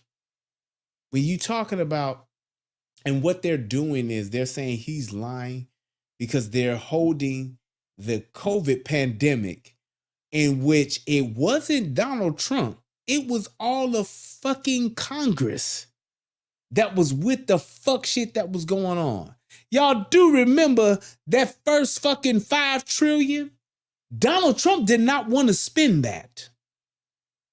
And it was the fucking Nancy Pelosi and all the fucking Democrats, because there was not a red wave, right? That was forcing the government shutdown and was forcing to not sign or put anything forward for any type of COVID relief, finishing the wall and all of that shit. They were holding it hostage so that they could get all of that pork passed in that first bill. Before COVID, economy was booming. Before COVID, motherfuckers were living way better than they are now. Before COVID, there were no wars. But they're trying to say, yeah, well, you know, that COVID was an unexpected, unprecedented event that took place in our country. Now, you can hold him accountable to that if you want to, that's fine. But then you have to take this part of the fucking government now and put that shit on him. Don't try to say, oh, well, it's like that because it was Trump, because of what Trump did. Nope. That whole Green New Deal, that waste of fucking money, that's all his ass. Damn it, I did not try to do that. Did that benefited somebody else, not him? You can't answer, I know. I've questioned him and his allies as persistently as any journalist has. No, I know you have. I'm not being critical. Yeah. I'm not being critical. But look, Exactly. The man is a congenital liar. As I said, they pointed out in that debate he lied 27, 28 times the times, or whatever number, over 20 times. Talk about how good his economy was, how he brought down inflation, how this is a guy who, unlike only other... Let me pause that because Chef X made a great point. I remember that. Definitely remember that. Y'all do know that Trump was trying to get us 2 racks. And it was the Democrats, Pelosi and all them motherfuckers, that said no. That's why we wound up only getting $600. That's why we only wound up getting an advance on our tax child credit that we had to pay back. So the motherfuckers that's for the people, the Democrats, always looking out for us, those were the motherfuckers that said, nope, y'all ain't getting this money. We'll give y'all some money, but y'all motherfuckers gonna pay it back. Meanwhile, y'all gonna get taxed and we gonna take this money and send this shit everywhere else but to y'all pockets. Trump tried to get us 2 bands. And them motherfuckers was like, no. Facts.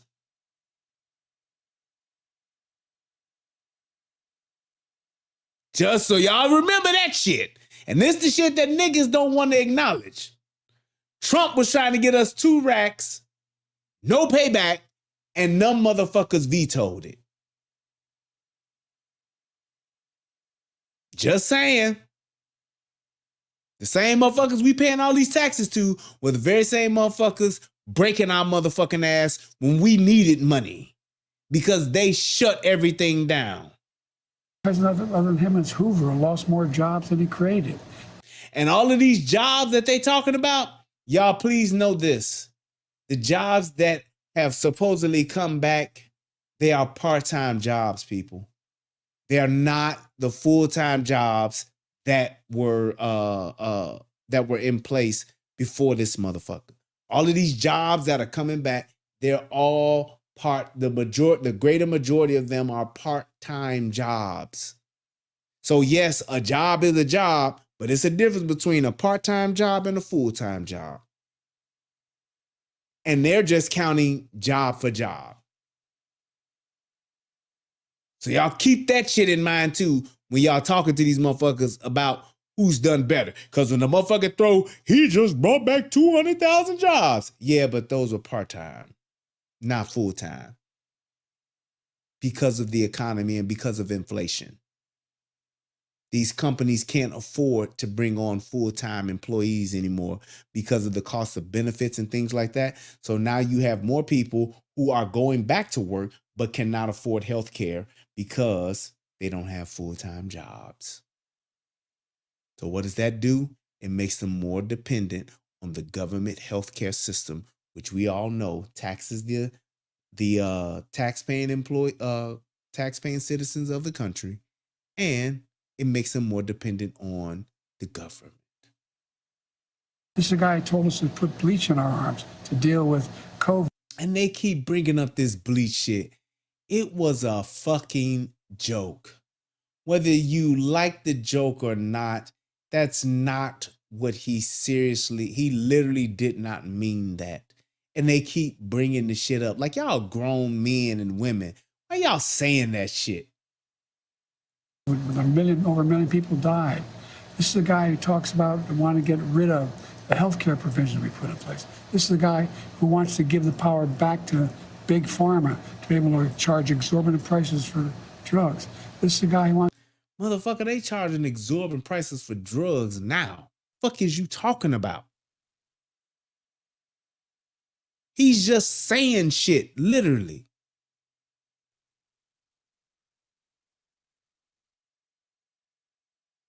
To undo every single thing I've done. Every single thing. I understand that, and I understand that's why you want to stay in the race, but if you convinced yourself that only you can defeat him? I convinced myself of 2 things. I'm the most qualified person to beat him, and I know how to get things done. If you can be convinced that you cannot defeat Donald Trump, will you stand down?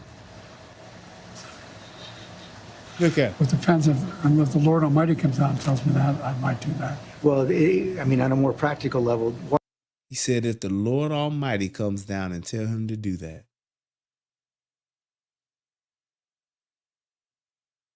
Jesus would be like, Joe who? I don't know that motherfucker. Hold on, let me call downstairs and see if Lucifer know this motherfucker. Hey, Lucifer. Hey. You know a Joe? Oh, that's your boy. Okay. All right. Yep, I got enough information. Thanks. He said, Lord Almighty got to come down and tell him not to run. There he is. Washington Post just reported in the last hour that Senator Mark Warner is assembling a group of senators together to try and convince you to stand down because they don't think you can win. Well, Mark is a good man. We've never had that. He also tried to get the nomination too. Mark and I have a different perspective. I respect him. And if Chuck Schumer and Hakeem Jeffries and Nancy Pelosi come down and say, we're worried that if you stay in the race, we're going to lose the House and the Senate, how will you respond? I go into detail with them. I've spoken to all of them in detail, including Jim Clyburn. Every one of them. They all said I should stay in the race. Stay in the race. None of the people said I should leave. But if they do. You see how he's saying that? Like, you would think that these people would all be coming forward and say, yes, we're telling him to stay in. What is wrong with you people? He's like, I talked with them all. They all told me to stay in and to keep going in the race. That's what I'm going to keep doing. And let's talk to all these guys. Meanwhile, The upper room with Jesus. the upper room the door is open to the upper room for this nigga right now. Well, it's like, they're not going to do that. You sure? Well, yeah, I'm sure. Look, I mean, if the Lord Almighty came down and said, Joe, get out of the race, I get out of the race, the Lord Almighty's not coming down. I mean, these hypotheticals, George, But it's not that hypothetical anymore. I grant that they have not requested the meeting, but it's been reported. I've met with them. I've met with a lot of these people. I've talked with them regularly. I had an hour conversation with Hakeem. I had more time than that with Jim Clyburn. I spent time with many hours off and on the last little bit with Chuck. That's just not true, Ashley. How do you know that? Many undecided and independent women voters would rather vote for Kamala Harris than a convicted felon who was found liable for sexual abuse and has been charged with dozens of felonies. The fact that you're even counting his case as felonies, like this motherfucker got like attempted robbery or some shit on his case, it's bullshit. You don't know that. This is polling data at its finest. You don't know what these people will or would not vote for.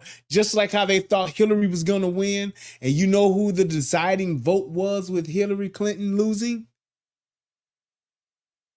It was the white female that did not approve of her being president. So it's like people think all of this stuff. Donald Trump said he grabbed him by the pussy. Donald Trump is a convicted felon. Yeah, no. Everybody knows that fucking case is bullshit. Everybody knows this.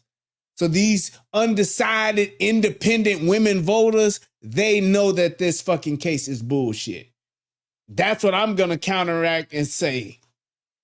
Because there's no way for you to prove that one way or the other.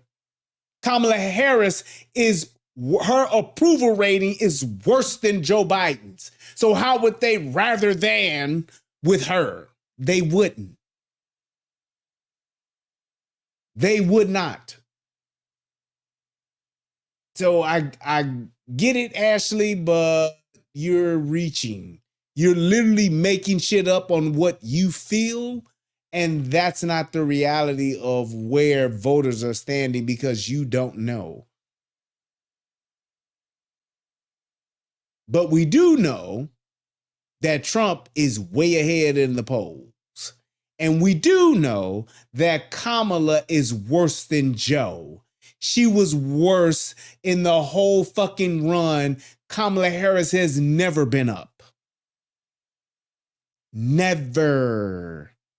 And she has had to be nice, a subpar. Yeah, I would say subpar would be the nice way of saying how her run has been being the vice president.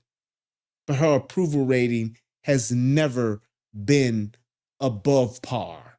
So how all of a sudden independent, undecided women voters gonna vote for her, I call bullshit. Just saying. Schumer. It's not like I had all the governors. All the governors. I agree that the Lord Almighty is not going to come down, but if you are told reliably from your allies, from your friends and supporters in the Democratic Party, in the House and the Senate, that they're concerned you're going to lose the House and the Senate if you stay in, what will you do? I'm not going to answer that question. It's not going to happen. Not going to happen. What's your plan to turn the campaign around? You saw it today. How many people do you draw crowds like I drew today? Boy, you in that? What did you say, nigga? You know what, Joe? It doesn't matter what you think. That's just it. This motherfucker said, what kind of crowd did I draw today? Boy, you must ain't got no TV. You find me any more enthusiastic than today? Huh? I mean, I don't think you want to play the crowd game. Donald Trump can draw big crowds. There's no question about it. Thank you, sir. And that's the first time George Stephanopoulos finally said some real shit to Joe. Because he been pussyfooting and softballing this whole goddamn interview. Instead of hitting his ass with cold, hard facts and numbers. Like, Joe, the numbers are saying this, bro. The same numbers that said it was close last time are saying it ain't nowhere near being close this time. What do you have to say to that? You know what? The numbers, I mean, look. Right. How you can draw a big crowd, but what's he say? Who's he have? The big crowd, motherfucker. That's who he have. I'm the guy supposedly in trouble. We raised $38 million within 4 days after this. We have over 1 million individual contributors. And Trump raised over 50 when the conviction came down. When he got the guilty verdict, he raised 50. Stop it. Individual contributors, less than $200. I've not seen what you're proposing. You haven't seen the fall off in the polls. You haven't seen the reports of discontent in the Democratic Party, House Democrats, Senate Democrats. I've seen it from the press. You know, I've heard from dozens of your supporters over the last few days, and a variety of views, I grant you that. But the prevailing sentiment is this. They love you, and they will be forever grateful to you for defeating Donald Trump in 2020. They think you've done a great job as president, a lot of the successes you outlined. But they are worried about you and the country, and they don't think you can win. They want you to go with grace, and they will cheer you if you do. What do you say to them? I say the vast majority are not where those folks are. I don't doubt there's some folks there. Have you ever seen a group at time when elected officials running for office aren't a little worried? Have you ever seen that? I've not. Same thing happened in 2020.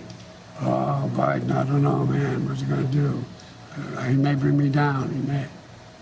Mr. President, I've never seen a president at 36% approval get reelected. There it is. What did you say, nigga? That's it right there. I've never seen a president with a 36 approval rating get reelected. Facts. That right there is the bomb drop. And I wish mine was working, but it ain't. That is it right there. Like, come on, bro. And here's my thing. Ashley Sanders, you know tons of people who will be absolutely overjoyed when the announcement is made. Of course conservatives don't like her. Here's the cold hard facts to that. Neither do liberals. They don't like her. That's why she couldn't win the nomination the first time. She wasn't even close to winning the nomination the first time. And her approval rating is worse now than it was the first time. So those tons of people that you know, it probably is a ton, which is only 2,000 people that are overjoyed with her. The rest of the 325 million can't stand her ass. They don't like her. She's a liar and she is not genuine. Sorry, you can root for her and you can vote for her again if you like, but they don't like her. Period. That's why they are not trying to put her out front. That would, just think about it. Putting Kamala out front would be the easiest move. That is literally the reason for the vice president. You have the vice president to be set up to run for the next term when this person is out. It would be a shoe-in if she had a good approval rating. It would make total sense. Even more so, people would vote for Biden and Harris again because they know this motherfucker ain't gonna make it 4 years. And then they would be like, well, Biden gonna probably die in a year or two or be declared mentally unfit. And then she would be president anyway. So yes, we're gonna vote for Biden. That would make the most sense. But that's not gonna happen because of her approval rating. Everybody hates her, Ashley, but you. And yes, she's also from Kew Gardens and getting by on her tits. Well, I don't believe that's my approval rate. That's not what our polls show. And if you stay in and Trump is elected and everything you're warning about comes to pass, how will you feel in January? I feel as long as I gave it my all and I did the goodest job as I know I can do. Goodest. That's what this is about. Look, George, think of it this way. You've heard me say this before. I think the United States and the world is at an inflection point where the things that happen in the next several years are going to determine what the next 6, 7 decades look like. And who's going to be able to hold NATO together like me? Who's going to be able to be in a position where I'm able to keep the Pacific Basin in a position where we're at least checkmating China now? What? Who's gonna do that? Who has that reach? Who knows all these? We're gonna have, I guess, a good way to judge me. What? Is you're gonna have now the NATO conference here in the United States next week. Come listen. See what they say. Mr. President, thanks for your time. Thank you. Did you hear what this motherfucker said? Because I sure didn't.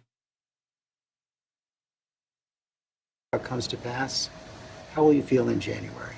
I did my goodest. I Listen feel to as this. long as I gave it my all and I did the goodest job as I know I can Goodest do. job. That's what this is about. Look, George, think of it this way. You've heard me say this before. I think the United States and the world is at an inflection point where the things that happen in the next several years are going to determine what the next 6, 7 decades look like. Okay. And who's going to be able to hold NATO together like me? Who's going to be able to be in a position where I'm able to keep the Pacific Basin in a position where... What is the Pacific Basin? Can somebody Google that? What is the Pacific Basin? We're at least checkmating China now. What is... He has China in checkmate? Checkmate means you're done. China is just getting started. China is like MC Hammer. Get buck, get buck, get buck, get buck, get buck. What is he talking about? Can somebody tell me what the Pacific Basin is? I gotta Google it. But just listen to the rest of the shit he says. Who's gonna do that? Who has that reach? Who knows all these? We're gonna have, I guess, a good way to judge me is you're gonna have now the NATO conference here in the United States next week. Come listen. See what they say. Mr. President, thanks. What the fuck does that have to do? I just don't get it. What is the Pacific Basin? I swear I want to see what this is. The Pacific Basin. The Pacific Basin includes the Pacific Rim and the islands in the Pacific Ocean. The Pacific Rim roughly overlaps the geological Pacific Ring of Fire. What the fuck is he talking about? Them goddamn oh, it's a nuclear conference. Okay, I thought he's talking about the goddamn kaijus. They said Pacific Rim. I'm thinking these goddamn robots that's coming to stop these monsters. He said the Pacific, it's a nuclear conference. Okay, thank you, Verse Pro, for educating me. Because I'm like, I don't know what the fuck that is. I don't mind being corrected and educated. But when he said Pacific Rim, I'm thinking of the movie. Thinking these motherfuckers gonna be in some big ass motherfucking robots saving the world. I ain't shit. But all I'm saying is he's talking about what they're gonna say. What does that have to do with what is going on in America? And I just gotta do this before I get out of here. I gotta read this last comment by Ashley Sanders. She says, I mean, yes, obviously conservatives will say these things, but you can't stop women and young voters from being inspired and excited. Here's the thing, and here's what's wrong again. It's not conservatives that are just saying these things. Your own said those things when she didn't get close to getting the nomination. She didn't get close to getting the nomination. She literally got picked as vice president just because she was a woman and not even a black woman, because she sure has said time and time again, bitch, I ain't black. But because she was just a woman of color. She had no base. She had no strongholds. She had no states or anything that she could deliver. California was already blue. So she brought nothing to the table but her gender and her skin color. She kind of looked black. That's it. And that's why she never led in anything. So your young and inspired and excited voters and women are not going to change that. They can't. It's just that simple. Are there young voters? Yes. Are there women that vote? Yes. Are they inspired by Kamala Harris? It doesn't even matter because it's not enough of them to turn the tide. So your point is what we would call moot. It doesn't matter. Young voters and women do not control the vote in America. Sorry. They didn't decide the last election. They didn't decide the election before that. And they won't decide the election after this. They won't decide this election. They don't. Most of them, especially the young people, don't even vote. And the women most women especially middle-aged, middle America white women, they're not with this woman empowerment, woman leading the country shit. They proved that with Hillary. And the only female candidate that would excite and inspire young voters and women is Michelle Obama. And she's not on the ticket yet, is she? Mm-mm. Wrong again, Ashley. So I get it. I understand it. You're just making up stuff on how you feel about it, but this has nothing to do. This isn't a conservative perspective. This is the liberal perspective of Kamala Harris. Kamala Harris can't even secure the liberal vote, let alone securing enough votes to tip the scales to where they could win.